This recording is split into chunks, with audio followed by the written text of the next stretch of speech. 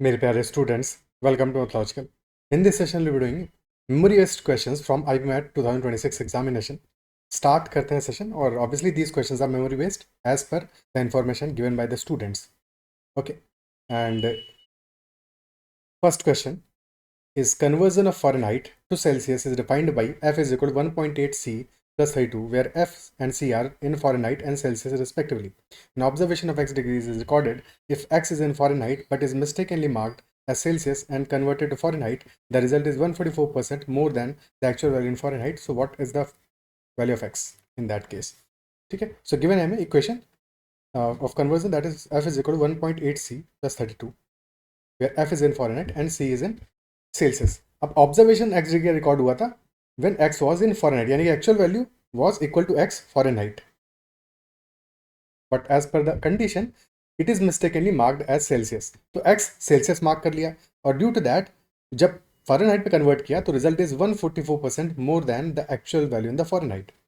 सो जब सेल्सियस में मार्क कर दिया एक्स तुमने, तो 1.8 x plus 32 will be the value in Fahrenheit. This will be the value in the Fahrenheit, isn't it so? And question is saying that now the result is 144% more than the actual value. So actual value x था, 144% will be 1.44x, and that is extra. तो value कितना आ जाएगा हमारा? Value will be 2.44x. लेकिन this value should be equal to 2.44x, and hence 0.64x will be equal to 32. तो यहाँ से x का value आ जाएगा, x will be 32 upon 0.64. Decimal हटाया, डबल जीरो आ गया, 32 से 100/2, यानी कि x इक्वल टू 50 आ जाएगा। तो final answer will be x is equal to 50 in this case. क्या ये आंसर आया था तुम्हारा? ठीक है, so this will be the answer to this question. Next one, if a, b and c are three prime numbers such that a, b, c is equal to 23 into a plus b plus c, then find the maximum value of a plus b minus c. अब यहाँ पे कुछ लोगों का answer 25 आया होगा because mistake की वजह से, ठीक है, क्योंकि सारी उन्होंने ऑप्शंस चेक नहीं किए होंगे, और actual answer for this question should be 33। अगर लैंग्वेज करेक्ट है तो आंसर शुड बी 33। अब डिस्कस करते हैं क्वेश्चन को। ये क्वेश्चन हमारा कह रहा है कि there are three prime numbers a B and c such that a into B into c this is equal to 23 into a plus B plus c. अब a into B into c क्या है? तीनों ही prime numbers हैं हमारे, और multiply करने के बाद में जो नंबर आ रहा है हमारा, that is a multiple of 23। तो अगर 23 का मल्टीपल आ रहा है and 23 is also prime number, तो ये सिर्फ और सिर्फ तभी पॉसिबल है when one of A B and C is equal to 23। A B और सी में से एक वैल्यू 23 होगा, इजंट इट सो? अब किसी भी एक को मान लेते हैं अभी to start with, let us say a is equal to 23। A B C में से कोई एक वैल्यू 23 होगा। अभी स्टार्ट में मान लेते हैं कि a is equal to 23, so that equation हमारा सिंप्लीफाई हो जाए। तो in that case we can write this as 23 into B into C is equal to 23 into 23 plus B plus c. So effectively b into c this is equal to 23 plus B plus c. यहाँ तक पहुँच गए? ठीक है, अब इसके बाद में इसका एक प्रॉपर सॉल्यूशन है, बट पहले अंडरस्टैंडिंग के बेसिस पे सॉल्व करने की कोशिश करते हैं, क्योंकि कई बार वो चीज़ें नहीं क्लिक करती एग्जाम कंडीशंस में कि B C is equal to 23 plus B plus c. अब क्या क्या वैल्यूज पॉसिबल हो सकता है? ठीक है, सो अब यहाँ पे हमें ये पता है for sure that B and C are also prime numbers. Okay, अब प्राइम नंबर्स में mostly are odd except two, two के अलावा बाकी सारे के सारे प्राइम्स ऑड होते हैं। ठीक है, सो पहले एक बार हम इनमें से किसी एक को टू मान के देख लेते हैं। First condition, let us say one of them is two. तो अगर बी इज इक्वल टू हो गया तो इन दैट केस इक्वेशन क्या हो जाएगा हमारा? 2c is equal to 23 plus 2 plus c, और 2c is equal to 25 plus c.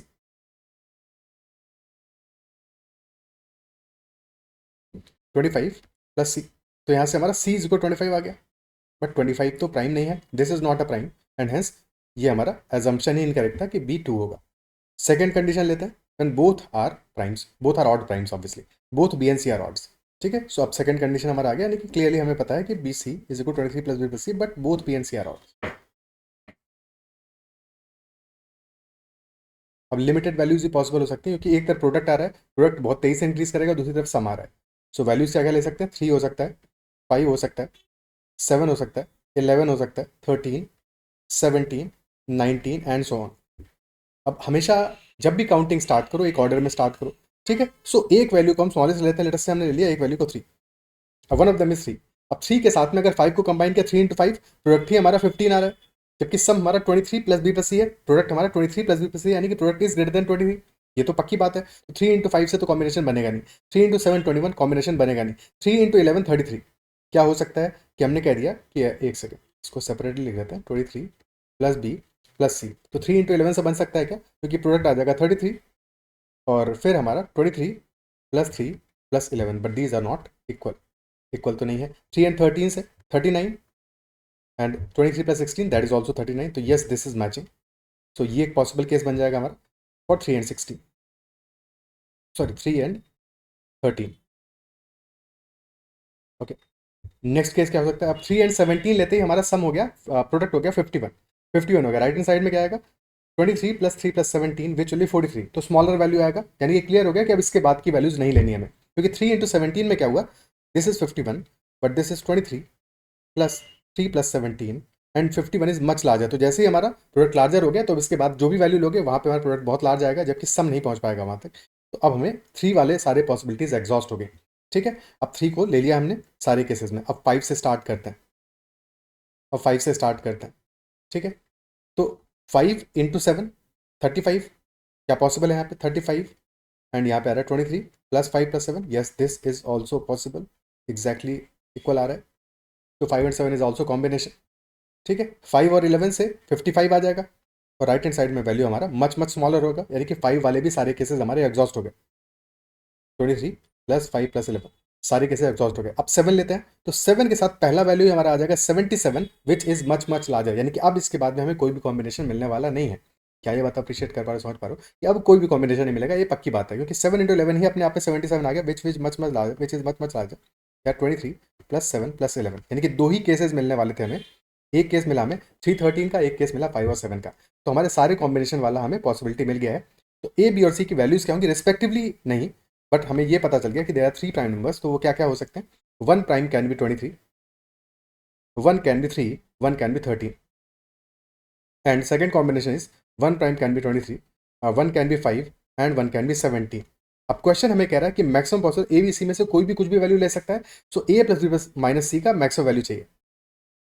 तो जिसको सब्ट्रैक्ट कर रहे हो इसकी वैल्यू मिनिमम रखो, जिसको सब्ट्रैक्ट करने वाले हो उसकी वैल्यू मिनिमम रखो, और बाकी सबकी वैल्यू मैक्सिमम रखो ए प्लस बी माइनस सी में। तो क्या क्या वैल्यूज पॉसिबल हो सकता है, ए और बी में कुछ भी वैल्यू रख लो, but c should be minimum, that is the whole purpose. तो फर्स्ट कॉम्बिनेशन है 23 3 और 13 का। तो 23 प्लस 13 माइनस 3, आंसर आ गया यहाँ से 33। ओके, और सेकेंड केस में 23 5 17। तो यहाँ पे हमारा एक सेकेंड ठीक लिया ना, हाँ 23 5 17 क्यों ले लिया, 5 7 है ना, 5 एंड 7, और यहाँ पे हमारा वैल्यू आ जाएगा 23 प्लस 7 माइनस 5। तो this will B 25। Now clearly since 33 is much much larger than 25, तो answer will B 33 in this case and not 25। ठीक है, अब कुछ लोगों ने शायद एक ही केस निकाल पाए होंगे 25 वाला, तो वहाँ पे उन्होंने 25 मार्क कर दिया होगा, but actual answer is 33 in this case.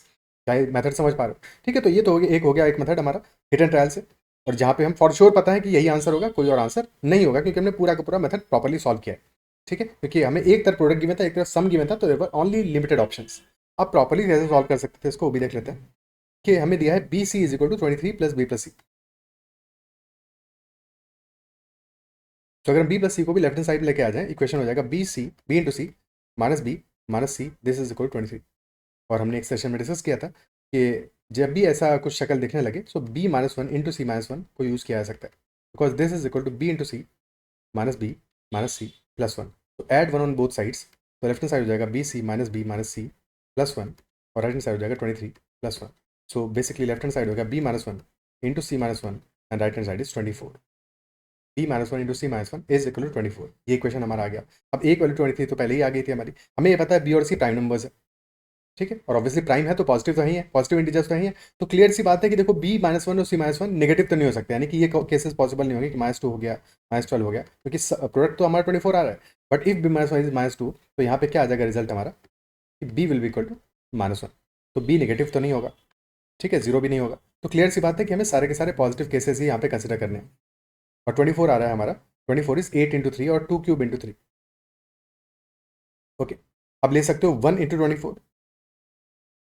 Again order important नहीं है, तो वाइस वर्सा नहीं लेना है, क्योंकि हमें सॉल्यूशन निकालने हैं, ऑर्डर बाद में फिट कर लेंगे। तो 1 इंटू 24 हो गया, 2 इंटू 12,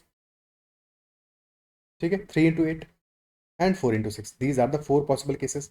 अब अगर 1 into 24 लिया तो बी और सी की वैल्यूज क्या आ रहा है? बी -1 आ रहा है 1, तो बी विल बी 2, प्राइम आ रहा है. सी -1 24, सी आ रहा है 25, तो प्राइम नहीं आ रहा है. तो ये केस तो रिजेक्ट हो गया. सेकंड केस बी -1 2 यानी B is equal to 3, C -1 12, तो सी आ गया 13, बोथ आर प्राइम्स. तो yes, this should be the case, one of the cases.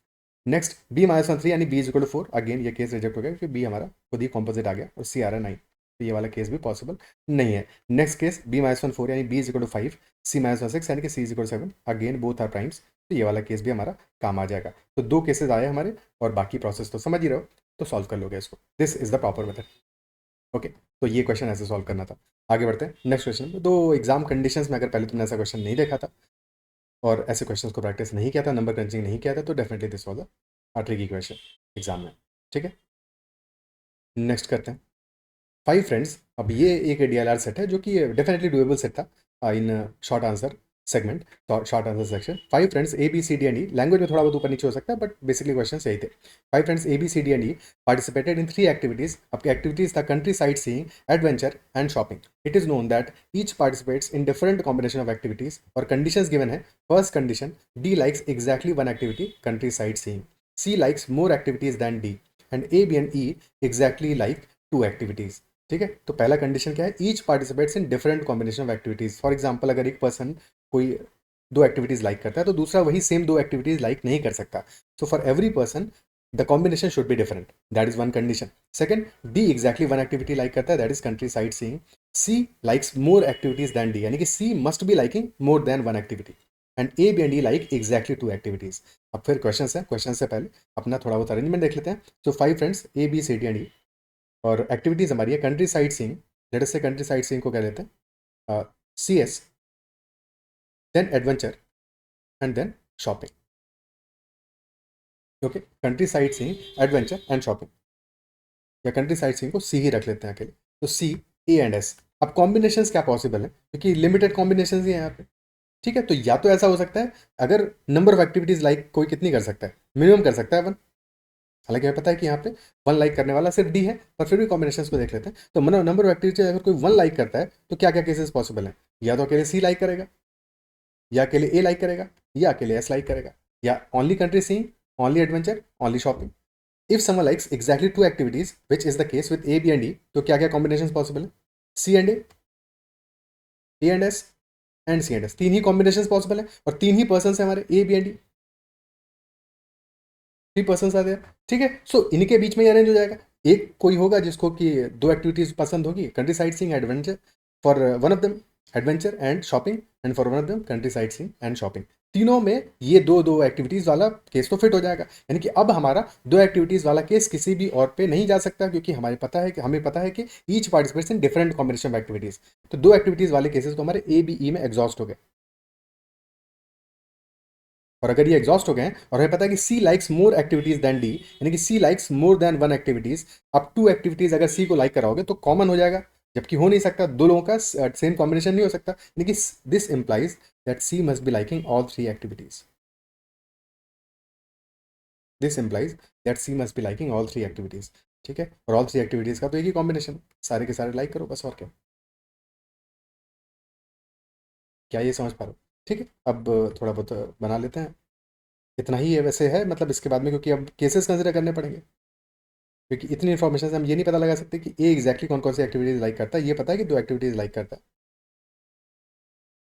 और क्वेश्चन के आंसर के लिए भी ऐसा हमें ज़रूरत नहीं है कि ए क्या लाइक करता है, क्योंकि पूछेगा कैसे जब इन्फॉर्मेशन ही नहीं दिया है तो. Okay, D likes only C, A, S. D likes country sightseeing, and then C likes all 3. ये भी हमें समझ में आ गया. तो सी लाइक्स ऑल 3 एक्टिविटीज. फिर क्वेश्चन हमसे पूछता है, first question, in how many ways can a pair of friends be selected who like adventure. कितने वेज में हम पेयर ऑफ फ्रेंड्स को सेलेक्ट कर सकते हैं. Second question, how many friends like shopping and adventure. And third, how many of them like country sight seeing. अब देखो, shopping and adventure के लिए क्वेश्चन पूछेगा, तो हमें पता है कि shopping and adventure 2 activities like करने वाले कितने पर्सन हो सकते हैं. तो एक तो शॉपिंग एडवेंचर हमें मिल जाएगा, कहाँ गया, हाँ, दिस इज शॉपिंग एडवेंचर, यहाँ मिल जाएगा. ठीक है, यानी कि कोई एक पर्सन होगा ए बी में से जो लाइक करता होगा, और एक ऑब्वियसली मिल रहा है हमें in this case for C, 2 person होंगे who will liking shopping and adventure. ठीक है, क्वेश्चन का ऑर्डर डिफरेंट हो सकता है बट क्वेश्चन ये था कि how many friends like shopping adventure, तो answer will be there are 2 friends. How many of them like country sightseeing, तो कंट्री साइट सीइंग को कितने लोग लाइक करेंगे, बी तो लाइक करता ही करता है, सी भी लाइक करता ही करता है। अब between A B and E 2 person ऐसे होंगे, कौन होंगे ये नहीं पता, but there must be 2 person who will be liking country sightseeing, तो 2 + 2 answer will be equal to 4 in this case. चाहो तो केसेस भी बना सकते हो, तो 4 आंसर्स हमारे आ जाएगा। अब first question, in how many ways can a pair of friends be selected who like adventure, adventure like करने वाले कितने पर्सन होंगे इन टोटल। ओके, तो एक तो एडवेंचर लाइक कर रहा है सी, और ए बी और ई में से देयर मस्ट बी 2 पर्सन जो कि एडवेंचर लाइक करेंगे। ठीक है, देयर मस्ट बी 2 पर्सन, एक होगा हमारा कॉम्बिनेशन कंट्री साइट सीइंग और एडवेंचर वाला, एक होगा एडवेंचर और शॉपिंग वाला, देयर मस्ट बी 2 पर्सन, तो 3 पर्सन होंगे इन टोटल जो कि एडवेंचर लाइक करने वाले होंगे, और हमें पेयर ऑफ फ्रेंड्स सेलेक्ट करना है, तो कितने वेज में कर सकते हैं, 3 में से 2 को सेलेक्ट करना है, 3C2 which is equal to 3 ways will be there. तो एक क्वेश्चन का आंसर 3 आएगा, एक का आएगा 2, एक का आएगा 4। ठीक है, थोड़ा सा भी डाउट हो तो कोई भी एक केस हम एज्यूम कर सकते थे कि मान लेते हैं लेट अस से ए लाइक करता है सी एंड ए, ठीक है, तो सी एंड ए एग्जॉस्ट हो गया, अब बी लाइक करेगा A and S, and then C like करेगा सॉरी ई लाइक करेगा हमारा सी एंड एस। ठीक है, अब देख लो, अब क्लैरिटी है पूरी हमारी कि there are 4 person who like country sightseeing, there are 3 person who like adventure, and there are 3 person who like shopping. अब इस तरह से क्वेश्चन सॉल्व कर सकते हो, बट ये पता होना चाहिए कि ए बी और ई पे हमने एक रैंडम अरेंजमेंट किया है, this is not the unique arrangement. ठीक है, एक्चुअल में अरेंजमेंट देखना हो तो ए बी ई में कितने पॉसिबल हो जाएंगे अरेंजमेंट हमारे 3 फैक्टोरियल वेज में अरेंज कर सकते हैं, इजंट इट सो। ठीक है, यानी 6 वेज में अरेंज कर सकते हैं, बट क्वेश्चन में ये सवाल तो पूछा नहीं था, अदरवाइज अरेंज कर सकते थे। ओके, क्लियर है, नेक्स्ट क्वेश्चन देखते हैं। In a fundraising campaign, the first donor contributes ₹1. Each subsequent donor contributes an amount equal to double the total sum collected from all previous donors. If the final total amount collected is ₹2187, how many donors participated? ठीक है, अब ऐसे question को देखो, question simple है और बाद में हमारा पैटर्न बनेगा, एक सीरीज बने फॉर्म होगी, तो उस सीरीज को सॉल्व करके सॉल्व किया जा सकता है। बट ऐसे क्वेश्चन को एग्जाम में और इजीली कैसे हैंडल कर सकते हो, क्योंकि नंबर हमारा जो दिया है बहुत लार्ज नहीं है, अगर सीरीज हमारी प्यारी सी बन जाती है तो हम और इजीली इसको सॉल्व कर सकते हैं। डे 1 में हमें ये पता है कि फंड रेजिंग कैंपेन में जो फर्स्ट डोनर है, डे 1 नहीं, फर्स्ट डोनर ने कॉन्ट्रीब्यूट किया ₹1 has been contributed by first donor.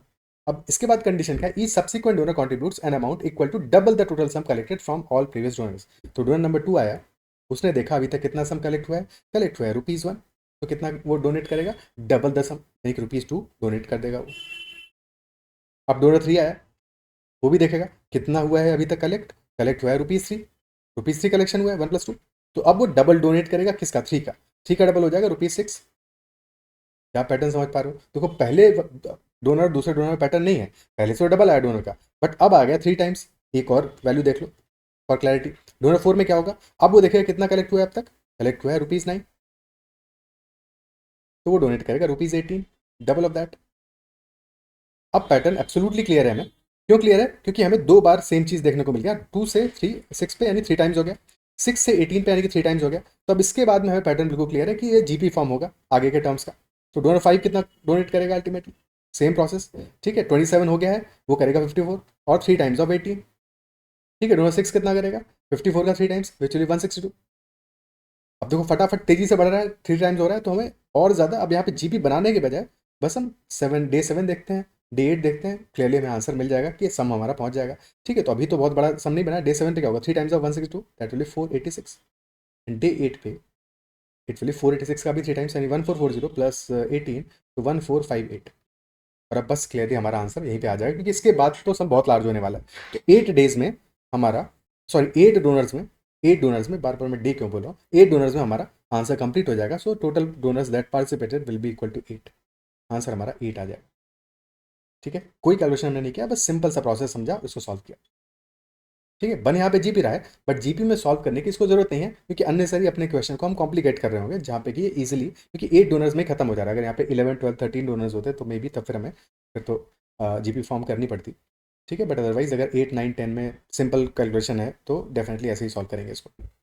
अब यहाँ पे जीपी फॉर्म करके भी देख लेते हैं एक बार, क्योंकि हमें पता है पहले डोनर का आ रहा है 1, दूसरे का आ रहा है 2, तीसरे का आ रहा है 2 × 3, फिर आएगा 2 × 3²।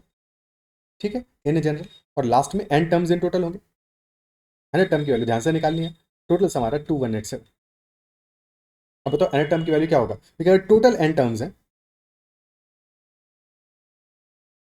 एन टर्म्स है, तो क्योंकि सेकंड टर्म से जीपी हमारा स्टार्ट हो रहा है, तो सेकंड टर्म के बाद में क्या है, n-1 टर्म्स है, जहाँ पे फर्स्ट टर्म 2 है, कॉमन और कॉमन रेशियो हमारा 3 है, तो nth टर्म या n-1 term of this GP will be 2 into 3 to the power n-2, क्योंकि टर्म्स है n-1, ठीक है, that is why 2 into 3 to the power n-2, this will be our n-1 term of the GP, ठीक है।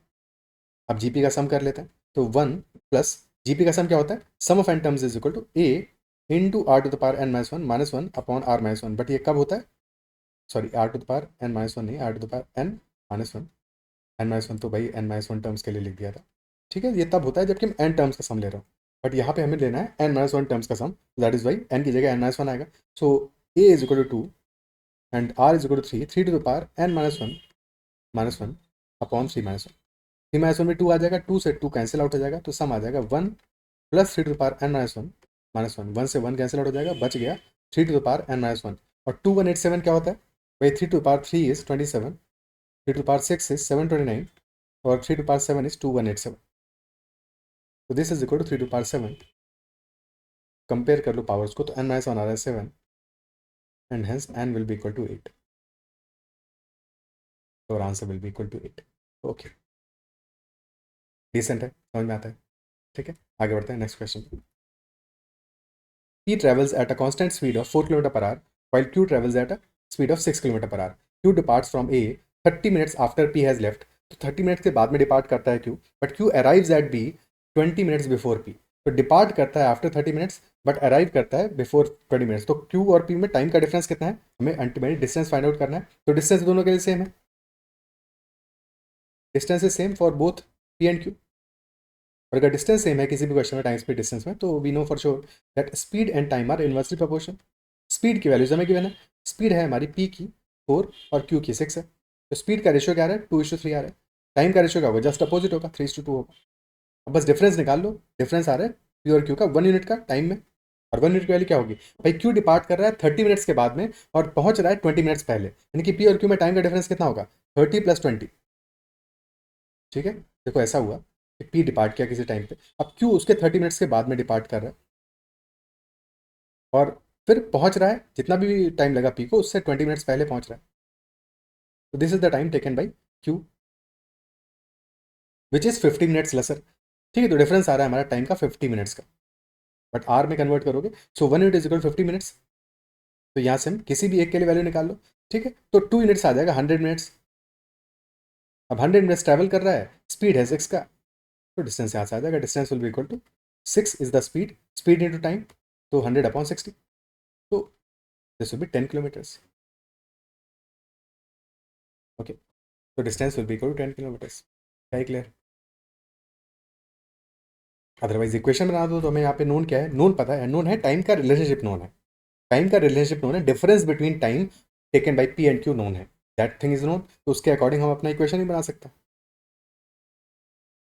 ठीक है। बहुत तरीके सॉल्व करने के, तो वो भी एक तरीका हो सकता है कि हम अपना टाइम का डिफरेंस नोन है कि time taken by P minus time taken by Q that is equal 50, क्योंकि पी ने टाइम ज़्यादा लिया है, और टाइम टेकन बाई पी क्या होगा, डिस्टेंस ट्रेवल्ड अगर डी है तो D by his speed which is 4 minus time taken by Q will be d/6, and this is equal to 5/6 because 50/60, 50 minutes यानी 50/60 5/6। अब मल्टीप्लाई कर दो पूरी इक्वेशन को 12 से, सो दैट हमारा डिनोमिनेटर वाला पार्ट खत्म हो जाए, so 3d minus 2d this is equal to 10 and hence d is equal to 10, ये और भी आसान हो गया, ठीक है, okay. Next question, A can complete a work in 12 days while B can complete the same work in 16 days. अब same work है, ए कंप्लीट करता है 12 डेज में, बी करता है 16 डेज में, एफिशिएंसी निकाल लेते हैं, they work on alternate days starting with A, तो कितने दिनों में वर्क कंप्लीट होगा, सो ए करता है 12 डेज में वर्क, बी करता है 16 डेज में, एलसीएम 12 और 16 का आ गया हमारा इक्वल टू 48, तो यहाँ से एफिशिएंसी आ जाएगी कि ए कितना काम करेगा, एक दिन में करेगा ए 4 यूनिट्स और बी करेगा एक दिन में 3 यूनिट्स, ठीक है, ए करेगा 4 यूनिट्स और बी करेगा 3 यूनिट्स। अब स्टार्ट करते हैं ए से, तो पहले दिन ए वर्क करेगा, फिर बी वर्क करेगा, फिर ए वर्क करेगा, फिर बी वर्क करेगा, और ऐसे ही कहानी चलती रहेगी। तो पहले दिन क्या होगा, ए वर्क करेगा 4 यूनिट्स, फिर बी वर्क करेगा 3 यूनिट्स, तो 2 डेज में, क्योंकि दो दो दिन का साइकिल बनेगा, दो ही पर्सन है अल्टरनेट वर्क कर रहे हैं, तो हमेशा साइकिल देखना है, तो 2 दिनों में वर्क कितना हुआ हमारा, 2 डेज में हुआ है 7 यूनिट्स का वर्क, 7 यूनिट्स, ठीक है। अब 7 यूनिट्स के हिसाब से टोटल वर्क होना है हमारा 48 यूनिट्स, तो इसके पास तक पहुंच जाओ। अगर 2 डेज में हुआ 7 यूनिट्स तो 7 6 आर 42, 7 7 आर 49, तो 7 7 मतलब 7 पेयर्स ले लोगे, तो 7 पेयर्स ऑफ 2 डेज ले लोगे तो हमारा काम ज़्यादा हो जाएगा। 49 यूनिट्स तो काम करना नहीं है, काम करना है 48, कम करना है। तो 7 6 आर 42, तो 6 पेयर्स ले लो, तो 6 इंटू 2 यानी कि 12 डेज में कितना वर्क हो जाएगा? 2 डेज में हो रहा है 7, 12 डेज हो जाएगा 6 इंटू 7 यानी कि 42 यूनिट्स वर्क हमारा कंप्लीट हो गया।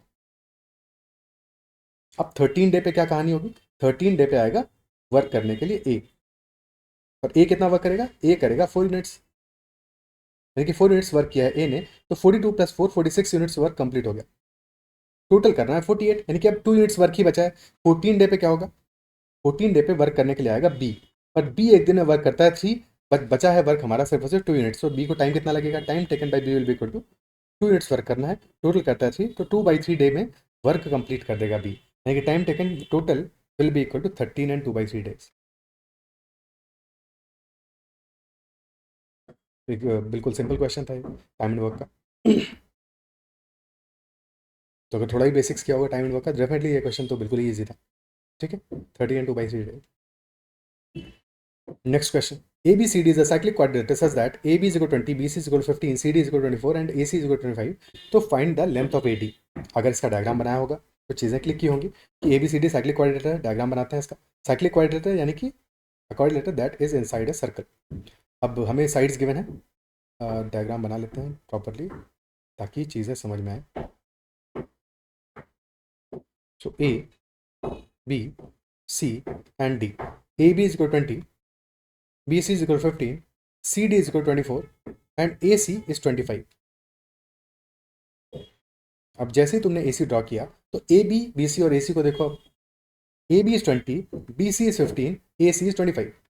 AB, BC, AC 20, 15, 25 चमकना चाहिए कि ये हमारा एक पाइथागोरल ट्रिपलेट बन रहा है, क्योंकि this is right angle triangle. भाई रेशियो आ रहा है साइड्स का 4 3 5, तो this is a right angle triangle,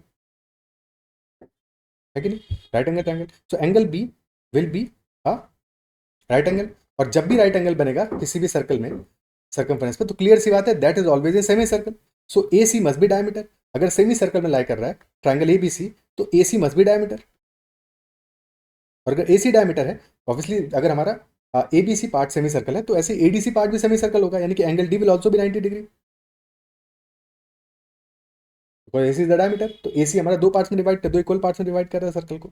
तो ए डी में हमारा क्या होगा? ए डी सी भी राइट एंगल ट्रायंगल होगा, और जैसे राइट एंगल ट्रायंगल मिल गया तो 25 24, तो यहाँ से ए डी का वैल्यू निकाल आएगा। अब चाहे तो square root of A C square minus D C square कर लो, 25 square minus 24 square, which will be equal to square root of 49 by 25 plus 24 25 minus 24 which is equal to 7 units. और या फिर वैसे ही देख लो, कॉम्बिनेशन देख लो, तो 7 24 25 का एक पाइथागोरल ट्रिपलेट बनता है। दो वैल्यूज हमें गिवन है, थर्ड वैल्यू विल बी 7। तो length of AD will be equal to 7 units in this case. Okay, अब ये क्वेश्चन डायग्राम बनाया होता तो डेफिनेटली ये करने वाला था। उससे पहले अगर साइक्लिक क्वाड्रेटर देख के घबरा गया होगा तो फिर बात अलग की है। Okay, next question. 3 oranges cost ₹20 each and 5 mangoes cost ₹38 each. The seller applies a discount of 25% and 20% on oranges and mangoes respectively and earns a profit of 50% on the oranges. So find the marked price of one mango if he makes an overall profit of 32%. Overall profit of 32%. So there are oranges and mangoes.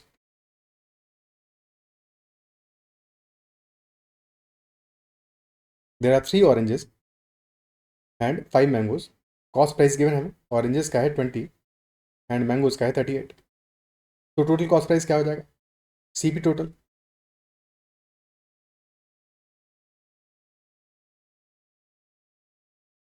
Total CP आ जाएगा 20 into 3 plus 38 into 5, so 60 plus 190, so total CP will be 250.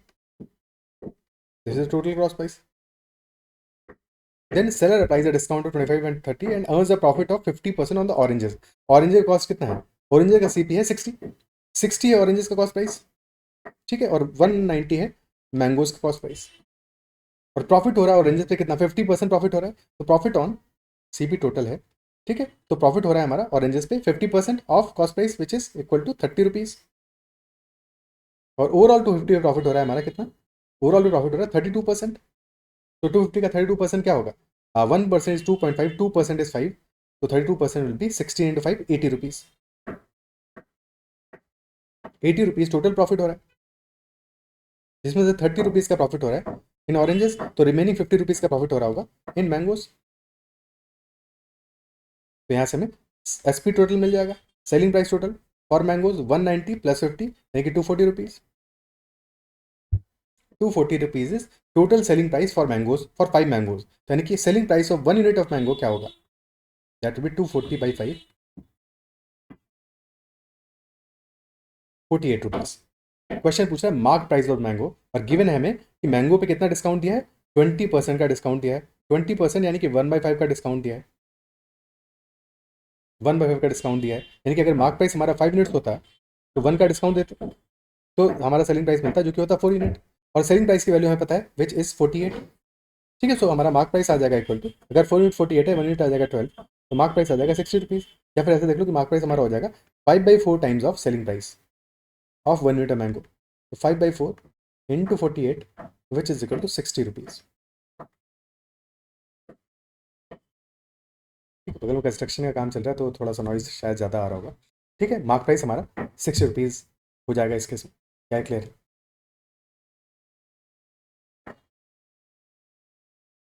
ठीक है, next question करते हैं। A dice rolled 3 times, find the probability such that the sum of the outcomes is at least 17।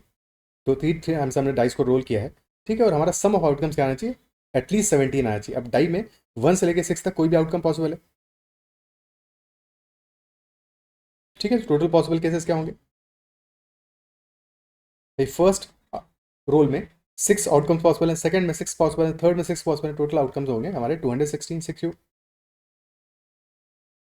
हमें वो outcomes चाहिए when sum is greater than equal to 17, at least 17, तो greater than equal to 70 चाहिए, तो सम can be 17 और maximum can be 18, जब तीनों में 6 आ जाए। 17 के क्या केसेस पॉसिबल है, 18 में तो हमें पता है कि ऑल शुड बी 6, 17 कब कब आ सकता है, जबकि कोई एक पे 5 आ जाए, 2 पे 6 आए, एक पे 5 आए, क्योंकि वही कम करना है। ठीक है, तो 6 6 5 हो सकता है, 6 5 6 हो सकता है, या फिर 5 6 6 हो सकता है। तो 3 केसेस आ गए यहाँ पे, 1 केस आ गया यहाँ पे, टोटल केसेस आ गए 4।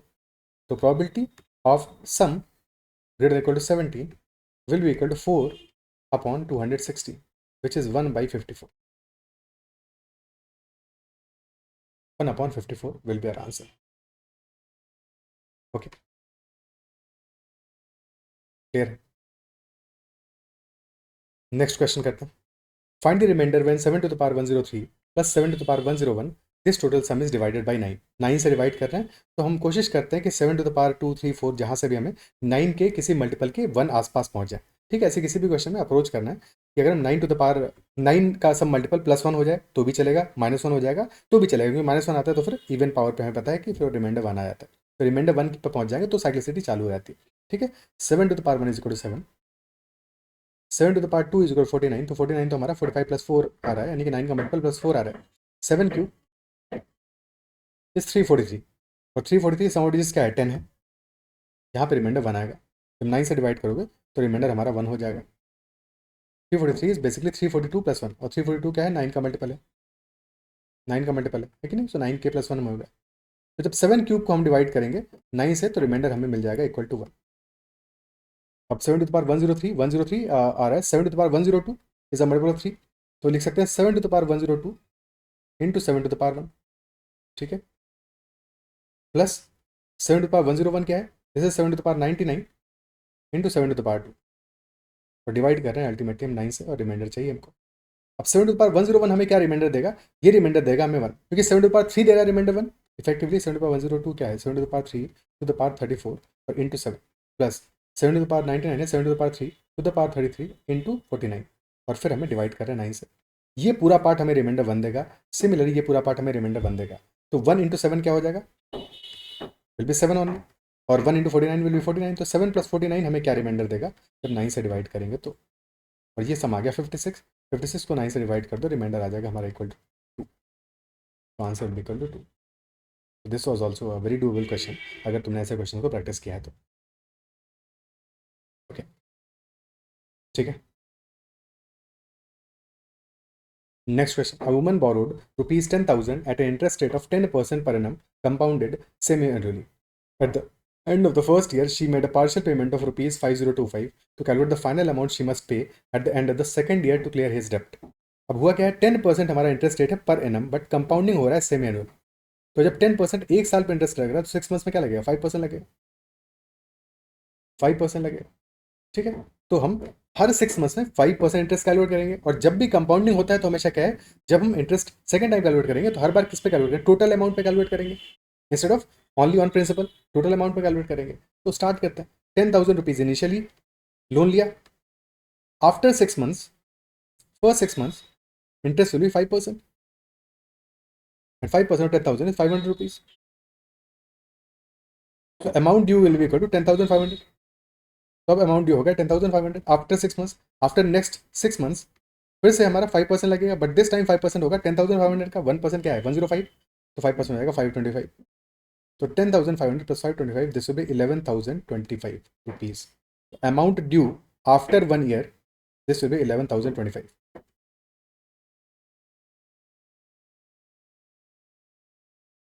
अब out of this amount she paid rupees 5025. तो इतना तो पे कर दिया है. तो remaining amount will be 6,000 rupees. अब सेम साइकिल स्टार्ट करो फॉर विद 6,000 रुपीज. तो 6,000 रुपीज से स्टार्ट किया हमने. 6 मंथ्स में कितना लगेगा इंटरेस्ट, 5%. और 5%, 1% है 60, 5% हो जाएगा 300. तो 6,300 rupees will be amount due. Now again after 6 months the interest will be 5%. Interest charge will be 5%. 1% है 60, 5% हो जाएगा 315. तो 6,615 rupees will be amount due eight the end of the second year. तो यही अमाउंट पे करना है. Amount due इसी को पे करना है टू क्लियर द डेट.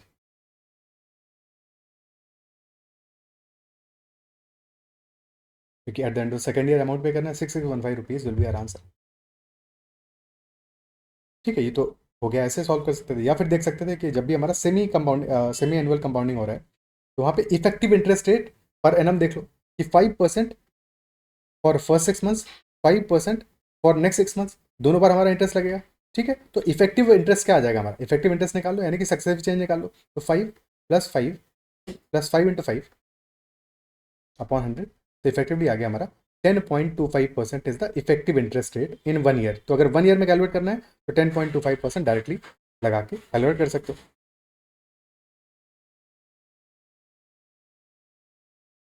तो 10,000 rupees is the amount that she borrowed. So after 1 year क्या होगा, 10.25% का इंटरेस्ट लगेगा, which will be equal to 10,000 10.25 by 100, which is 100 × 10.25, यानी कि अमाउंट आ जाएगा हमारा इक्वल टू 1,025. तो 1,025 is the interest that is charge. 1,1025 rupees आ जाएगा. अगेन सेम प्रोसेस है, 5,025 सब्ट्रैक्ट कर दोगे, बच जाएगा 6,000 रुपीज़. फिर 6,000 का 10.25% निकालोगे. ठीक है. 10% आएगा 600, 1% इज 60, तो 615 विल बी इंटरेस्ट. तो 6,615 rupees will be amount due and hence this will be our answer. Okay.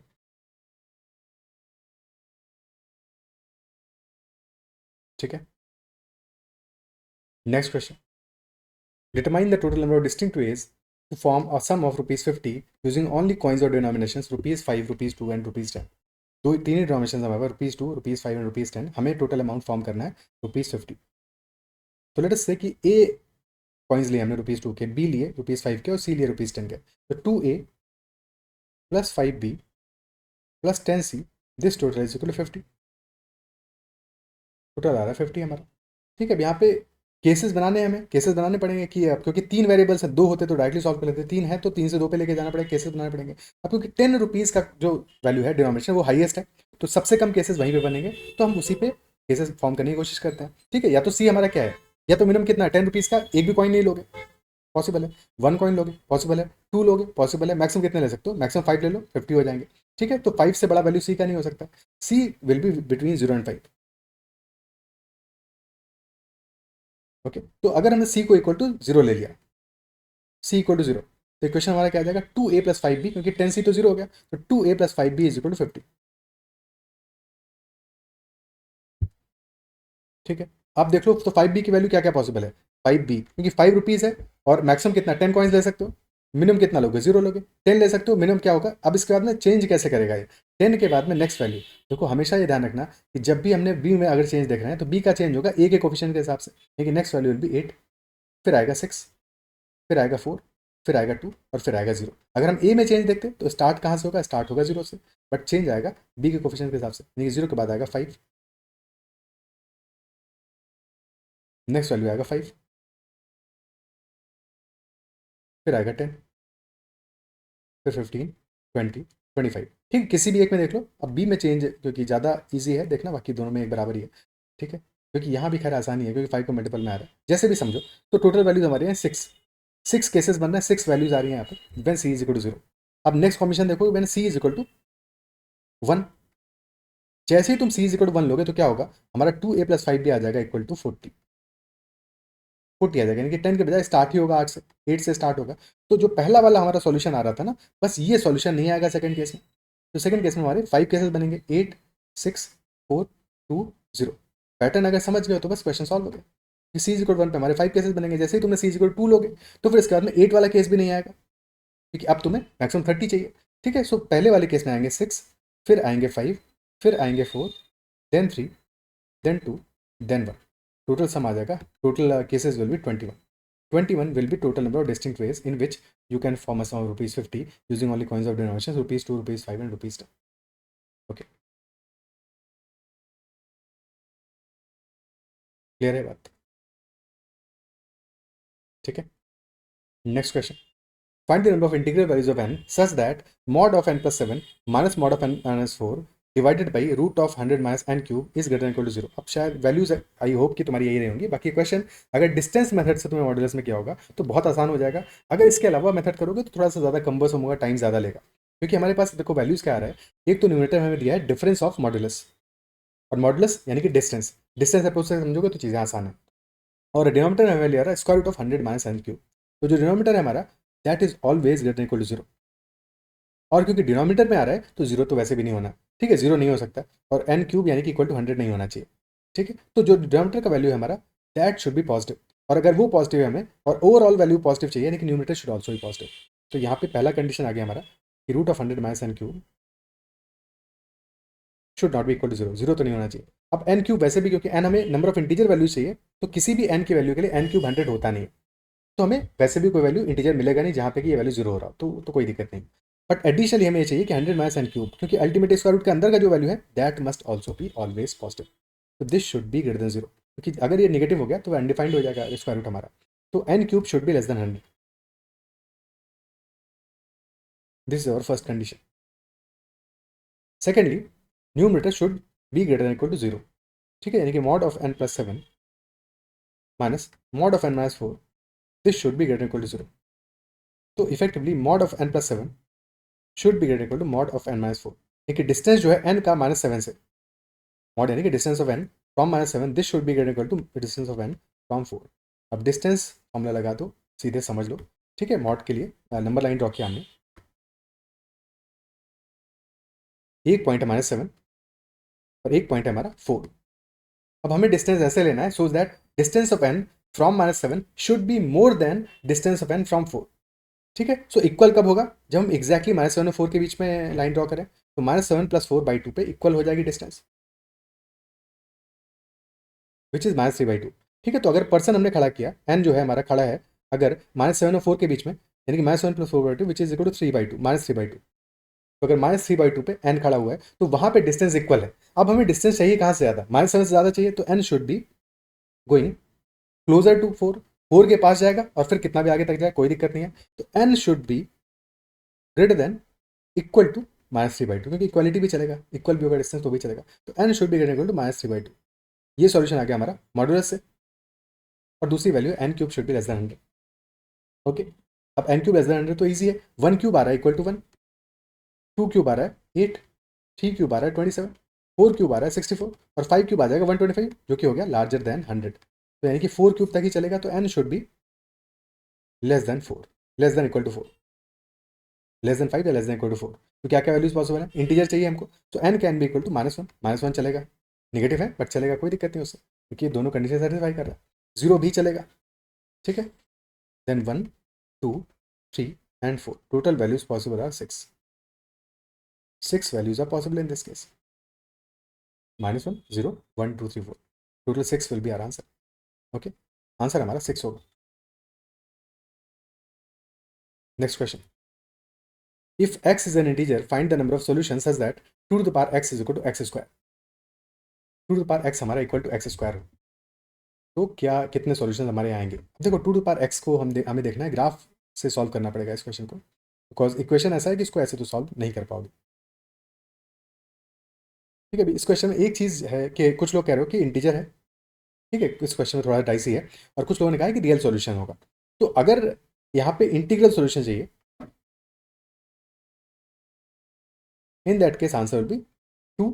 और अगर रियल सॉल्यूशंस क्वेश्चन ने पूछा था, तब आंसर होगा हमारा इक्वल टू 3. तो डिपेंड करता है on the exact language, integral solution पूछा है या फिर रियल सॉल्यूशन पूछा है.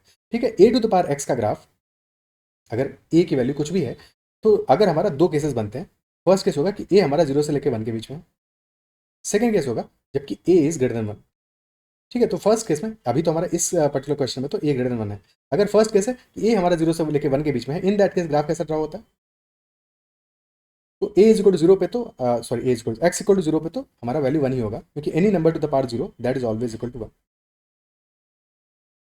बट जब हमारा एक्स 0 से छोटा होगा और ए इज बिटवीन 0 एंड 1, तो जब एक्स 0 से छोटा होगा तो इफेक्टिवली हमारा ग्राफ ऐसा ड्रा होगा, बिकॉज जब हमारा एक्स 1 से बड़ा होगा तो वैल्यू डिक्रीज, 0 से बड़ा होगा तो वैल्यू हमारा डिक्रीज करेगा. बट इन केस जब हमारा ए ग्रेटर देन 1 है, वैल्यू ग्रेटर देन 1 है, बेस ग्रेटर देन 1 है, इन दैट केस 0 पे तो 1 ही होगा, बट अदरवाइज जैसे ही वैल्यू हमारा बढ़ेगा पावर का, तो ग्राफ हमारा इंक्रीज होगा. और हमेशा ये ध्यान रखना कि ये एक्सपोनेंशियल ग्राफ है, बहुत तेजी से इंक्रीज होगा. ये इसमें इंक्रीज बहुत स्टीप होगा. ठीक है, बहुत स्टीप इंक्रीज होगा. जैसे जैसे हमारा पावर बढ़ेगा, इंक्रीज बहुत तेजी से बढ़ेगा इसमें. ठीक है, यानी कि देखने में ग्राफ ऐसा बना है, बट एक्चुअल में जो ग्राफ होगा, अगर हम जूम करें इसको इस पार्ट में, तो ये एक्चुअल में बहुत तेजी से बढ़ेगा. असल ग्राफ जो होगा बहुत ही स्टीप होगा. ठीक है, यहाँ पे 1 है, 1 है, 1 है, 1 और 1 की बात में धीरे धीरे बढ़ा, धीरे धीरे बढ़ा, फिर एकदम से यूं बढ़ेगा जूम से. ठीक है, लाइफ में भी ऐसे ही होता है, हम एफर्ट करते हैं, शुरुआत में हमें रिजल्ट नहीं दिख रहे होते हैं, बट एक टाइम के बाद में क्या होता है, जब हमारे एफर्ट कंपाउंड होते हैं तो फटाफट फटाफट फिर उसके बाद में रिजल्ट दिखना स्टार्ट होता है.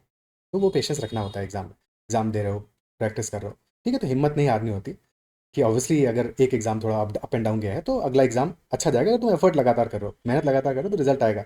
एग्जैक्टली वहाँ भी यही सेम कंपाउंडिंग होता है. तो ज़िंदगी का यही फलसफा है. ठीक है, कि फैसला होने से पहले हार मान लो कैसे, जगह भी जीता नहीं, मैं भी हारा नहीं.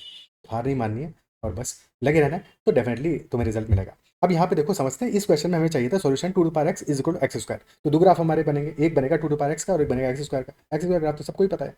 ठीक है, ड्रॉ करते हैं दोनों को. सो एक्स स्क्वायर ग्राफ तो सिमेट्रिकल होगा अबाउट वाई एक्सिस.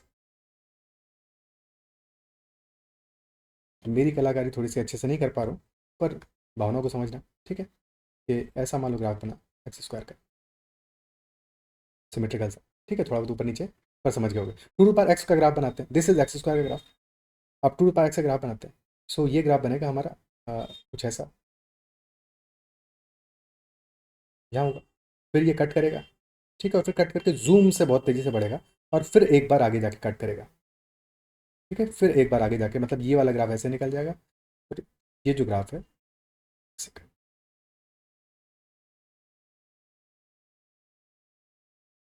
ये अंदर तो नहीं आएगा, पर थोड़ा सा ग्राफ को अच्छे से और बनाने की कोशिश करते हैं, सो दैट और क्लैरिटी हो जाए. ये बहुत तेज़ी से बढ़ेगा. तो ये जो ग्राफ है पहला वाला हमारा, ये कुछ ऐसे गया नीचे. ठीक है, इस तरह से बढ़ जाएगा. ठीक है, तो यहाँ पे हमें टोटल इंटरसेक्शन पॉइंट कितने मिले? अगर रियल वैल्यू चाहिए तो एक इंटरसेक्शन पॉइंट मिला है यहाँ पे, एक मिला है यहाँ पे, और एक मिला है यहाँ पे. ठीक है, ये है graph 2 to the power X का, और ये ग्राफ है एक्स स्क्वायर का. There are 3 intersection points in total. But बात है अगर इंटीजर सॉल्यूशंस की, तो वो 2 आएंगे. तो उसके लिए वैल्यूज पुट करके देखना पड़ेगा. ठीक है, कि यहाँ पे तो वैल्यू 1 आ रहा है, when X is equal to 0, तब तो वैल्यू 1 आ रहा है. ठीक है, अब वैल्यूज पुट करके देखेंगे. अब जैसे फॉर एग्जाम्पल हमने लिखा एक्स इक्वल टू -1, तो एक्स इक्वल टू -1 में वैल्यू क्या आएगा? एक second, X 2 to power X and X square.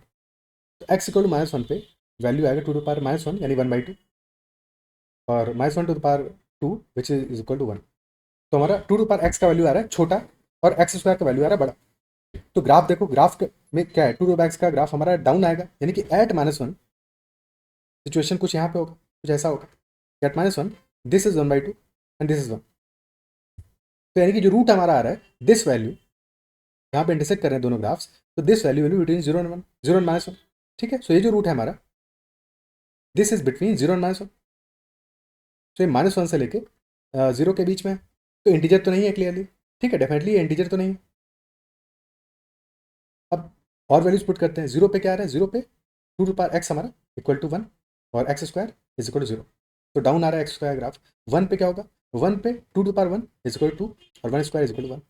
2 पे two square is equal to 4 और X square is also equal to 4। वैसे भी देखो, अगर हमें कभी भी दिया है कि a to the power x is equal to x to the power a, ऐसी शक्ल है ना इसकी, तो क्लियर सी बात है कि वहाँ पे हमारा क्या है, एक्स इक्वल टू ए पे सॉल्यूशन मिलेगा हमको। Two to power X equal to X square, for example three to power x is equal to X cube, तो क्या है, एक्स इक्वल टू 3 पे सॉल्यूशन मिलेगा हमको। नहीं, ठीक है, तो ऐसी शक्ल लग रही है। तो यहाँ पे हमें एक्स इक्वल टू 2 पे सॉल्यूशन मिल गया, बोथ आर इक्वल, तो this must be X equal to 2, जहाँ पे वैल्यू आ रहा है इक्वल टू 4। अब इसके बाद में बहुत तेज़ी से, बहुत जल्दी ही वैल्यू मिलेगा यहाँ पे, क्योंकि एक्स स्क्वायर है, तो एक्स स्क्वायर तो धीरे धीरे कम होगा, but two to power X तेजी से जंप लेगा। तो एक्स इक्वल टू 3 पे वैल्यू आ जाएगा 2 cube which is equal to 8 और X cube which is equal to 9। तो अभी तो हमारा एक्स स्क्वायर का ग्राफ ऊपर चल रहा है। X equal to 4, two to power 4 16 और 4 स्क्वायर इज ऑल्सो 16, यानी अगेन हमें 4 पे फिर से कट मिला दोनों ग्राफ्स में। 4 पे वैल्यू आएगा 16 और इसके बाद में फिर से हमारा अप टू पावर एक्स वाला ग्राफ हमेशा के लिए ऊपर चला जाएगा। तो 5 पे 32 एंड 25, तो क्लियरली लार्जर आ गया है। ठीक है, तो दो ही सॉल्यूशन हमें मिलेंगे इंटीजर के केस में और 3 मिलेंगे इन केस ऑफ रियल। तो अगर इंटीजर पूछा है तब तो देयर आर 2 सॉल्यूशंस, और अगर रियल पूछा है तो there are 3 solutions. But logic ये है, ऐसे सॉल्व करना पड़ेगा इसको। ठीक है, क्योंकि डायरेक्टली इक्वेशन में तो सॉल्व नहीं कर पाओगे, कैसे करोगे इसको। नेक्स्ट क्वेश्चन करते हैं। Given A is a determinant, A is a matrix 1 0 1 0 और हमें फाइंड आउट करना value determinant of A plus A square plus A cube plus A to power 4 फिर ए टू पावर 13। तो this is the total determinant जिसकी वैल्यू हमें find out करनी है। ठीक है, सारे के सारे इन मैट्रिसेस का सम करने के बाद में डिटरमिनेंट निकालना है, ये ध्यान रखना है। ठीक है, तो क्योंकि हमें 2x2 का जब भी मैट्रिक्स गिवन हो तो हमेशा वहाँ पे कैलकुलेशन हमें करना पड़ेगा, क्योंकि एग्जामिनर वहाँ पे चाहेगा कि तुम कैलकुलेशन करके पैटर्न फाइंड आउट करो। ठीक है, सो ए गिवन है हमें इक्वल टू 1 1 0 1। तो सबसे पहले ए स्क्वायर निकालते हैं, पैटर्न देखते हैं। ए स्क्वायर के लिए क्या है, मल्टीप्लाई ए इंटू ए, तो 1 1 0 1 और 1 1 0 1। अब पहले वाले का फर्स्ट रो, दूसरे का फर्स्ट कॉलम, निकालो प्रोडक्ट। ठीक है, सो क्या वैल्यू आ रहा है, रिस्पेक्टिव टर्म्स को मल्टीप्लाई करो, 1 इंटू 1 प्लस 1 इंटू 0 यानी कि 1 प्लस 0, फिर first row into second column, so 1 into 1 into 1 into 1 1 plus 1 आ गया। अब फिर second row first column 0 into 1 0 आएगा और 1 इंटू 0 भी 0 आएगा। Second row second column 0 into 1 0 आएगा प्लस 1 इंटू 1 1 आ जाएगा, यानी इफेक्टिवली आ गया हमारा टर्म्स 1 2 0 एंड 1। क्या पैटर्न देख पा रहे हो, पहले वाले में आ रहा था हमारा सारे टर्म्स कॉमन है, बस चेंज किस में आया है, चेंज सिर्फ इस टर्म में आया है, ये 1 से हो गया 2 ए स्क्वायर में। ठीक है, अब अगर पैटर्न में आइडिया लग पा रहा है तो अब ए क्यूब में वैल्यू क्या होगा, ए क्यूब में क्या होगा, अगर आइडिया लग पा रहा है तो ए क्यूब में 3 आना चाहिए। करना है तो फिर से करके देख सकते हैं। ए क्यूब होगा ए स्क्वायर इंटू ए, तो 1 2 0 1 और फिर 1 1 0 1 फर्स्ट रो फर्स्ट कॉलम। ठीक है, सो वैल्यू क्या आ जाएगा, 1 इंटू 1 प्लस 2 इंटू 0 यानी कि again 1 1 into 1 plus first row second column 1 into 1 plus 2 into 1 which is equal to 3। तो वही सेम रिपीट हो गया, यानी कि अब हमें समझ में आ गया कि पैटर्न क्या होगा। अब ये वैल्यू 0 आ जाएगा और फिर ये वैल्यू 1 आ जाएगा। यानी clearly A to the power N की हम बात करेंगे तो A to the power N में 1 N 0 1 this will be the pattern, this will be the matrix. ठीक है, और क्योंकि मैट्रिक्स में हमारा दिस टर्म इज 0, ये टर्म तो 0 है, तो A to the power N का अगर सिर्फ और सिर्फ उसका ही हम मैट्रिक्स निकाल रहे होते तो हमारा वैल्यू क्या आता, हमें पता है कि वैल्यू तो यहीं से आने वाला है, इससे तो वैल्यू आएगा नहीं, तो 0 ही हो जाएगा, है कि नहीं। ठीक है, हमें सम करना है इफेक्टिवली सारे के सारे टर्म्स को from A to A to the power 13। A की वैल्यू आ रहा है 1 0 1 1, this is a, plus a square 1 0 2 1, this is a square, plus a cube 1 0 3 1, and so on. और last term a to the power 13 में क्या होगा, ये आएगा 1 0 13 1। अब सारे रिस्पेक्टिव टर्म्स को ऐड करोगे, सो टोटल हमारे टर्म्स कितने हैं, from a to the power 13 13 sequences हैं, 13 मैट्रिसेस हैं, तो 13 टाइम्स 1 आएगा, 1 प्लस 1 प्लस 1 13 टाइम्स, तो ऐड होकर 13 हो जाएगा। डिनोमिनेटर में जीरो कितनी बार भी ऐड करो जीरो ही आएगा, और अगेन 13 ऐड करके यहाँ पे भी 13 हो जाएगा। ठीक है, अब क्योंकि हमें अल्टीमेटली जो फाइनली हमारा डिटर्मिनेंट आएगा उसकी वैल्यू निकालना है, तो डिटर्मिनेंट में वैल्यू क्या आएगा, क्योंकि ये वैल्यू अब हमारा कुछ भी आए फर्क नहीं पड़ता, बट हमारा डिटर्मिनेंट का वैल्यू आएगा 13 इंटू 13 माइनस 0 इंटू समथिंग, तो 0 इंटू समथिंग जीरो ही है, माइनस 0 इंटू समथिंग, तो इफेक्टिवली आंसर आ जाएगा 169। तो तुम्हें इस वैल्यू को निकालने की जरूरत नहीं थी, बाकी कोई मुश्किल नहीं है, बट जरूरत नहीं था। ठीक है, तो इस सम क्या आएगा, this sum will be 1 + 2 + 3 till 13, तो this is n into n + 1/2 13 into 14/2 which is equal to 92। ठीक है, बट उसकी जरूरत नहीं है, आंसर हमारा आएगा इन दिस केस 169। ओके, अब यहाँ पे एक गलती ये हो सकता है कि instead of finding out determinant of a + a² + a³ till a to the power 13 तुमने कर दिया हो कि determinant of a plus determinant of a² plus determinant of a³ and so on till determinant of a to the power 13, ये कर दिया, तो दोनों चीज़ों में अंतर है, दोनों सेम नहीं होंगे। ठीक है, हमें एज पर द इन्फॉर्मेशन जो बच्चों ने दी उसके हिसाब से ये वैल्यू, फर्स्ट वाला वैल्यू यानी 169 फाइंड आउट करना था, सेकंड वाला वैल्यू फाइंड आउट नहीं करना था, यानी सारे के सारे सेपरेट डिटरमिनेंट नहीं मेंशन थे। ठीक है, जो सम है उसका डिटरमिनेंट का वैल्यू फाइंड आउट करना था, तो आंसर वैल्यू 169। ठीक है, अगर सबका डिफरेंटली देखोगे तो फिर हमारा वैल्यू आता है उस केस में 30। ओके, ठीक है, next question, A is a matrix with these given values. If the determinant of A was equal to 0 and A plus B plus C was equal to 0, but A, B, C 0 नहीं है, तो maximum value of A square plus B square upon C square क्या होगा?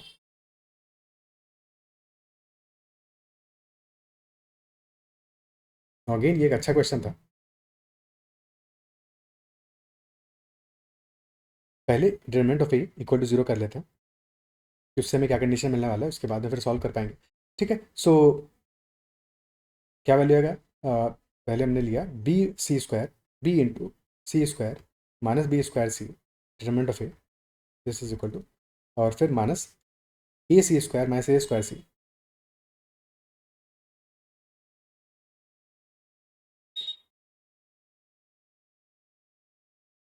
Plus AB² minus A²B। ठीक है, तो BC into C minus B और minus AC² plus A² C plus AB² minus A²B। अब C माइनस B और कहीं पे भी कॉमन आ रहा है क्या, AC² AB², हाँ यहाँ पे भी कॉमन आ जाएगा, और फिर इन दोनों में कॉमन आ जाएगा A² into C minus B, BC into C minus B plus A² into C minus B और plus A into B² minus C², यानी minus A into C² minus B²। Okay, तो ये आ गया BC प्लस A² और यहाँ पे क्या आएगा, this will be C minus B into C plus B, so minus AC minus AB into C minus B। Okay, अब यहाँ से क्या कॉमन बचेगा हमारा, BC माइनस AB will be B minus A into C plus A into A minus B या minus A into B minus A into C minus B। Effectively आ गया हमारा, this is C minus B into B minus A into C minus A। ठीक है, या फिर minus minus common ले लोगे तो A minus B into B minus C into C minus A, ये रिजल्ट आ गया, और this is equal to 0। A minus B into B minus C into C minus A, ये इक्वल टू 0 आ रहा है, बट क्वेश्चन ये कह रहा है एडिशनली कि A plus B plus C हमारा इक्वल टू 0 नहीं है और A into B into C भी 0 नहीं है।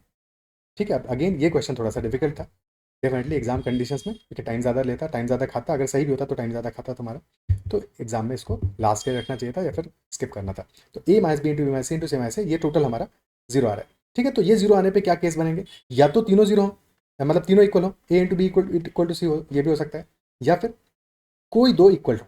ठीक है, कोई दो इक्वल हो, क्योंकि क्वेश्चन साफ साफ कह रहा है कि A plus B plus C equal to 0 है, तीनों का सम तो 0 है, but A into B into C is not equal to zero.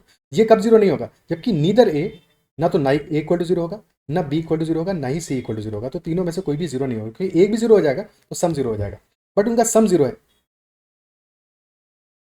ठीक है, तो तीनों इक्वल तो नहीं है यहाँ पे, क्योंकि तीनों इक्वल होंगे अगर ए प्लस बी प्लस सी जीरो है, तो तीनों इक्वल होंगे तो तीनों जीरो हो जाएंगे। ठीक है, और कोई एक भी जीरो नहीं होना है, तो तीनों इक्वल तो नहीं हो सकते, ये वाला केस तो पॉसिबल ही नहीं है। तो क्या पॉसिबल है, यानी कि या तो ए माइनस बी जीरो होगा, ठीक है, या तो ए माइनस बी जीरो होगा, या बी माइनस सी जीरो होगा, या सी माइनस सी जीरो होगा, यानी कि या तो फिर ए इक्वल टू बी होगा, और बी इक्वल टू सी होगा, और सी इक्वल टू ए होगा। तो इनमें से कोई एक केस हमारा होगा, या तो ए इक्वल टू बी होगा, या बी इक्वल टू सी होगा, या सी इक्वल टू ए होगा। पॉज करके एक बार शांति से सोच लो कि क्या ये बात समझ में आ रही है।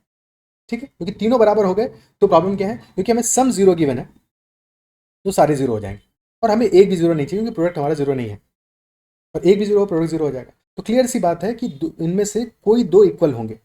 अब वो कौन से दो हैं, इस पे ही हमारा डिपेंड करेगा वैल्यूज, और हमें फिर मैक्सिमम वैल्यू फाइंड आउट करना है। तो यहाँ पे तीन केस हम बनाएंगे। ठीक है, तीन केस बनाएंगे, यहाँ तक बात समझ आ गई। फ्रेश पेज पे अब कहानी आगे करते हैं। ठीक है, तो तीन केस बने। फर्स्ट केस बना A equal to B, second case बना बी इक्वल टू सी, और थर्ड केस बना सी इक्वल टू ए। ठीक है, अगर ए इक्वल टू बी है तो पुट कर दो in A plus B plus C equal to zero. तो ए इक्वल टू बी कर दिया, यानी बी को भी ए लिख दो, A plus A plus C equal to zero आ गया, यानी कि C equal to minus two A आ गया। अब पुट कर दो इस इक्वेशन में, तो ए स्क्वायर प्लस बी भी ए है तो A square upon C is equal to minus two A, तो minus two A whole square, तो two A square upon four A square. तो ये वैल्यू तो आ गया one by two, one by two आ गया। ठीक है, सेकंड केस में if B is equal to C, तो इन दैट केस क्या होगा, A plus C equal to zero आ गया, यानी कि ए इक्वल टू माइनस टू सी। रख दो वैल्यू। ठीक है, तो ए को रख दोगे माइनस टू सी, तो माइनस टू सी का होल स्क्वायर प्लस बी तो सी के बराबर ही है, तो B is equal to C, तो C square upon C square, तो this is five C square by C square, यानी कि वैल्यू आ रहा है फाइव। ठीक है, चाहे तुम बी को इक्वल टू सी करो, या सी को इक्वल टू, या ए को इक्वल टू सी करो, दोनों केस में हमारा रिजल्ट फाइव ही आएगा, क्योंकि सी इक्वल टू ए करोगे तो भी एक कहानी बनेगा। ठीक है, कि ए को फिर सी में कन्वर्ट कर दोगे, तो C plus B plus C equal to zero, तो बी इक्वल टू आ गया माइनस टू सी। अब वही सेम स्टोरी बनेगा, क्योंकि ए और बी दोनों न्यूमरेटर में ही थे, दैट इज वाई सेकंड और थर्ड केस में हमारा वैल्यू सेम ही आने वाला है। This will be A was equal to C, तो C square plus minus two C whole square, देखो सेम ही टर्म बन रहा है अपॉन सी स्क्वायर, यानी कि रिजल्ट फाइव आएगा। अब हमें चाहिए था मैक्सिमम वैल्यू इस केस में, मैक्सिमम वैल्यू चाहिए था, तो एक केस में वैल्यू आ रहा है वन बाई टू, और एक में आ रहा है वैल्यू फाइव, तो five will be our answer, because this is the maximum value. Okay, five will be our answer in this case. Clear है? नेक्स्ट क्वेश्चन करते हैं। If S is a set containing first nine natural numbers 1, 2, 3, 4, 5, 6, 7, and 9, then find number of ways in which three distinct integers can be chosen from S such that their product is a multiple of 4। Product हमारा multiple of 4 चाहिए। ठीक है, तो product कैसे कैसे हमारा multiple of 4 आ सकता है। अब देखो, अगर हमारे पूरे के पूरे प्रोडक्ट में अगर एक भी ऐसा वैल्यू आया जो कि खुद मल्टीपल ऑफ 4 है, तब फिर बाकी वैल्यूज कुछ भी आए फर्क क्या पड़ता है कि नहीं। तो अगर एक भी हमारा ऐसा वैल्यू आ रहा है जहाँ पे कि जो खुद एक मल्टीपल ऑफ 4 है, तब तो फिर बाकी नंबर्स हमारे कुछ भी फर्क ही नहीं पड़ता, डेफिनेटली प्रोडक्ट हमारा मल्टीपल ऑफ 4 होगा। अगर ऐसा एक भी वैल्यू नहीं आ रहा है, बट इवन नंबर्स आ रहे हैं, दो इवन नंबर्स आ रहे हैं, इवन नंबर यानी मल्टीपल ऑफ 2, तो अगर दो ऐसे इवन नंबर्स आ रहे हैं which are multiple of 2, then also our product will be multiple of 4, isn't it so. तो ऐसे हमें मल्टीपल केसेस बनाने पड़ेंगे यहाँ पे एस सेट में से। ठीक है, सो जो वैल्यूज ऑड हैं उनको तो पहले ही किनारे कर लो, ऑड वैल्यूज। ऑड क्या क्या है यहाँ पे, 1, 3, 5, 7, 9। देन इवन है, उनको दो केसेस में रखेंगे। इवन में दो वैल्यूज आएंगे, दो टाइप के वैल्यूज आएंगे इवन में आएंगे, एक तो वो जो कि मल्टीपल ऑफ 4 है, और इवन है बट नॉट मल्टीपल ऑफ 4, यानी कि 4 के मल्टीपल से 2 ज़्यादा है, तो विच आर 2 एंड 6। और एक कैटेगरी आ गया 4 का मल्टीपल विच इज़ 4 एंड 8। ठीक है, तो तीन कैटेगरीज हमारी आ गई, यहाँ तक बात समझ में आ गई। ठीक है, तीन कैटेगरीज हमने कर ली, और क्यों किया है, क्योंकि अकॉर्डिंगली हमारा जो केसेस हैं बनेंगे, क्योंकि केसेस सारे के सारे इंडिविजुअली नहीं बना पाओगे, वैल्यूज बहुत ज़्यादा है। ठीक है, अब एक तरीका ये हो सकता है कि अगर हम कोई भी एक ऑर्डर में स्टार्ट करो, या तो हम ऑड के हिसाब से स्टार्ट करें कि ऑड में से कितने सेलेक्ट करेंगे। ठीक है, ऑड में से तीन के तीनों सेलेक्ट करोगे तो क्या तुम 4 का मल्टीपल बना पाओगे, नहीं बना पाओगे, पॉसिबल ही नहीं। ठीक है, तो तीनों के तीनों ऑड में से सेलेक्ट करो, ये तो पॉसिबल नहीं है, तब तो फिर 4 का मल्टीपल नहीं बन पाएगा, क्योंकि वो ऑड बन जाएगा बेचारा नंबर। ठीक है, अब ऑड नंबर्स हमारे 5 हैं, इवन नंबर जो कि 4 के मल्टीपल है 2 है, इवन नंबर जो कि 4 के मल्टीपल नहीं है वो भी 2 है। अब पहला केस ये हो सकता है कि हमने ऑड में से दो सेलेक्ट किया, 2 ऑड आर देयर, 2 ऑड्स, और अगर 2 तुमने ऑड सेलेक्ट किए हैं तब फिर एक नंबर कहाँ से सेलेक्ट करोगे? ठीक है, मतलब समझ लो कैटेगरीज हमने लिख दिया, category A, category B and category C. अब अगर 2 तुमने ए कैटेगरी से सेलेक्ट किए हैं तो फिर तीसरा तुम्हें सी कैटेगरी से सेलेक्ट करना पड़ेगा। भाई 2A, तो फिर सी से तुम्हें एक सेलेक्ट करना पड़ेगा। ठीक है, ए से तुमने 2 सेलेक्ट कर लिया, तो फिर तीसरा तुम्हें सी कैटेगरी से सेलेक्ट करना पड़ेगा, तभी हमारा मल्टीपल ऑफ 4 बन पाएगा। ठीक है, यानी कि 5C2 इंटू 2C1, ये केस बन गया हमारा, क्योंकि अब 4 का मल्टीपल हो जाएगा, क्योंकि तीसरा हमने सी कैटेगरी से लिया है। एक भी नंबर ले लोगे सी कैटेगरी से तो फिर डेफिनेटली हमें पक्का पता है कि फिर हमारा जो नंबर होगा वो 4 का मल्टीपल होगा। ठीक है, एक सेकेंड होल्ड कर। ओके, सो ये तो पहला केस बन गया हमारा, जहाँ पे कि हमने 2 ऑड्स लिए। अब 3 ऑड में हो ही नहीं रहा था, 2 ऑड लिए। अब क्या केस हो सकता है, तुम एक ही ऑड लो, सिर्फ एक ऑड नंबर लो।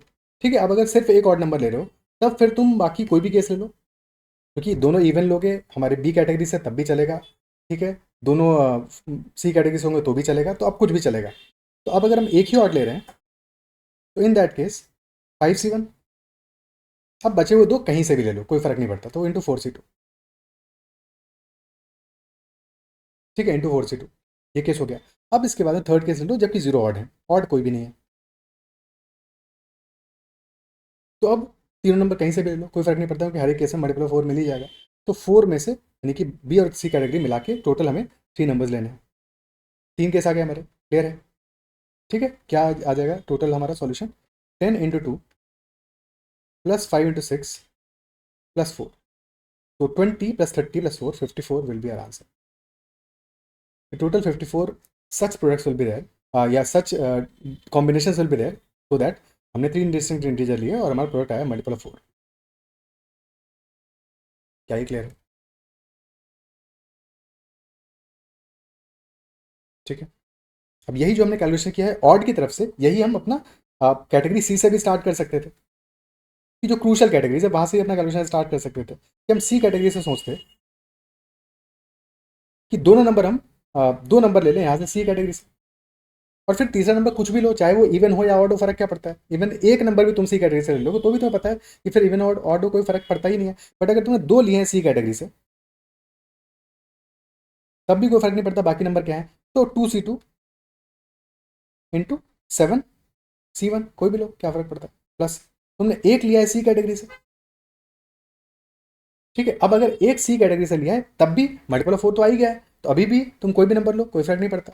ठीक है, तो 2C1 into 7C2। Last case जबकि तुमने एक भी नहीं लिया है सी कैटेगरी से, 0 फ्रॉम सी कैटेगरी, तो अब यहाँ पे लास्ट केस में पक्की बात है कि तुम्हें दोनों इवन लेने पड़ेंगे, तभी जाके 4 का मल्टीपल बनेगा। तो इस केस में बी कैटेगरी से दोनों लेने पड़ेंगे, 2 लेने पड़ेंगे इनफैक्ट, और 2 ही हैं। अगर 2 से ज़्यादा होते तो 2 सेलेक्ट करते, तो 2C2 into 5C1, total cases आ जाएंगे। तो 2C2 into 7C1, that is 7 plus 42 plus 5, so this is equal to 54। ठीक है, तो चाहे पहले तरीके से सोचो या दूसरे तरीके से, बात तो एक ही, आंसर तुम्हारा एक ही आना है। क्लियर है बात? ठीक है, तो ये हमारा क्वेश्चन हो गया। अब नेक्स्ट क्वेश्चन डिस्कस करते हैं। अब ये थोड़ा सा टाइम टेकिंग क्वेश्चन था एग्जाम में, डेफिनेटली अप्रोच बाकी सही रहेगा तो आंसर तो सही आएगा, बट अदरवाइज टाइम टेकिंग ज़रूरत है। अब log of 24 on the base 18 equal to PR है, तो इसको हमें दो log 2 log 3 में ब्रेक करना पड़ेगा, और कोई तरीका नहीं है, इसको डायरेक्टली सॉल्व नहीं कर पाओगे। ठीक है, so log of 24 upon log of 18 लिख सकते हैं इसको, और फिर 24 हमारा हो जाएगा बेसिकली क्या है, 2 cube into 3 to the power 1, यानी 8 इंटू। ठीक है, और फिर लिख सकते हैं कि अगर हमें पता है log of A to the power n into B to the power m है, तो इसको लिखा जा सकता है log of A to the power n plus log of B to the power n, और जो इफेक्टिवली हो जाएगा n times log of A plus m times log of B। तो यहाँ पे न्यूमरेटर हमारा कन्वर्ट कर सकते हैं 3 times log of 2 plus log of 3, numerator हो जाएगा which is 9 into 3 square into 2, तो डिनोमिनेटर हो जाएगा हमारा log of 2 plus 2 times log of 3। Okay, अब ये इक्वल टू PR है। अब बजाय बार बार log of 2 log 3 लिखने के एज्यूम कर लेते हैं, लेट अस से log of 2 is equal to m and log of 3 is equal to n. So 3m plus n upon m plus 2n equal to p आ रहा है.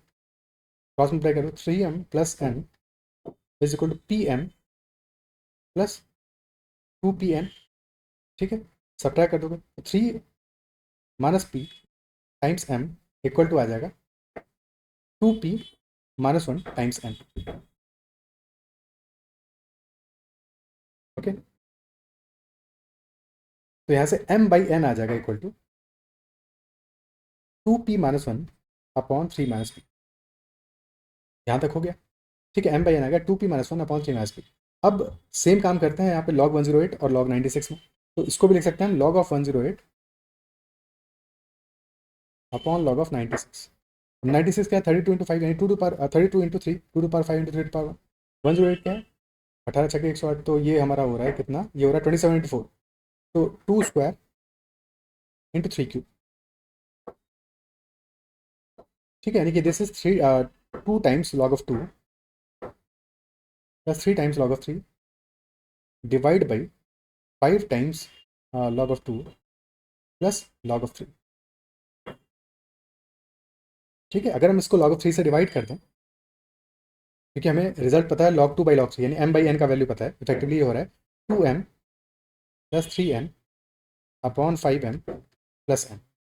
ठीक है, तो एक काम ये कर सकते हो, यहाँ पे प्रोपोर्शनल वैल्यूज रख दो m1 की, m को 2p माइनस 1 n को 3 माइनस p रख दो तो भी काम हो जाएगा. ठीक है, अदरवाइज डिवाइड कर दो n से, न्यूमरेटर डिनोमिनेटर दोनों में, तो हमारा बन जाएगा 2 times m upon n plus 3 upon 5 times m upon n plus 1. ठीक है, तो रिजल्ट आ जाएगा हमारा ultimately 2 into 2p minus 1 upon 3 minus p upon 3 minus p plus 3 divide by 5 into 2p minus 1 upon 3 minus p plus 1. अब again LCM लोगे. ठीक है, तो कहानी वही है, तो m और n की जगह रिस्पेक्टिव 2p माइनस 1 और 3 माइनस p भी रख सकते हो, ये बात वही आएगी अंत में. तो 2 into 2p minus 1 plus 3 into 3 minus p upon 5 into 2p minus 1 plus 3 minus p, और डिनोमिनेटर तो कैंसिल आउट हो जाएगा. तो रिजल्ट आ जाएगा 4p माइनस 3p यानी p और माइनस 2 प्लस 9 तो p plus 7 divide by 10p minus p 9p minus 5 plus 3 तो माइनस 2. तो p plus 7 upon 9p minus 2, ये हमारा आंसर हो जाएगा finally. p plus 7 upon 9p minus 2, this will be our answer. क्या ये क्लियर है? ठीक है, is this clear? So these were all the questions जो कि थे अवेलेबल हुए मुझे, जो भी बच्चों ने बताया. तो these are all the questions. अब यहाँ पे देखो एक दो चीज़ें डिस्कस कर लेते हैं. कट ऑफ के बारे में बहुत ज़्यादा तो आइडिया नहीं हो सकता जब तक रिस्पॉन्स शीट ना आए, बट एक एस्टिमेशन ये है कि शॉर्ट आंसर वाला जो सेगमेंट है, शॉर्ट आंसर वाला section, this was comparatively easier from last year. तो काइंड ऑफ यहाँ पे हमारा कट ऑफ थोड़ा इंक्रीज करना चाहिए, तो 28 could be the cut of, क्योंकि यहाँ पे कट ऑफ 4 का मल्टीपल ही होगा, तो शुड बी 28, क्योंकि 32 seems to be side larger. 28 seems to be a decent one, decent score. अगर तुम्हारे 7 नेट करेक्ट हो रहा है तो effectively this should be the cut off. 28 should be the cut off. 24 से ज़्यादा होना चाहिए प्रॉब्ली, और 28 से ज़्यादा होने का सेंस नहीं बनता. तो शॉर्ट आंसर पे 28 कट ऑफ होना चाहिए काइंड ऑफ. ठीक है, और MCQ section was difficult, that was definitely difficult. उसमें बहुत ज़्यादा तो नहीं कह सकते क्या कट ऑफ रहेगा, बट अगेन वहाँ पे भी मुझे लगता है कि 26 टू 28. हालांकि वहाँ पे एक चीज़ और है, एक सेकेंड, कि बहुत सारे बच्चों ने जो DI आया था, DI सेट आया था, दैट वाज वो DI सेट तो मुझे पता नहीं चला एग्जैक्टली. तो DI सेट क्वाइट डुएबल था, और वहाँ पे अगर तुमने 5 क्वेश्चंस कर लिए होंगे तो वो एक ऐसा है गेम चेंजर हो गया होगा तुम्हारे लिए. ये 5 क्वेश्चन वहाँ पे कर लिए तो तुम्हारा स्कोर उठ गया. तो उस पर इंटायरली डिपेंड करता है कि कितने ऐसे लोग थे. तो ये जो MCQ वाला सेक्शन वाला कट ऑफ है, that can be from 26 to 30, और इंटायरली डिपेंड करता है कि वहाँ पे जब रिस्पॉन्स शीट आएगा तो हम बेटर क्लैरिटी होगा कि एक्चुअल में कितना कट ऑफ जाना चाहिए.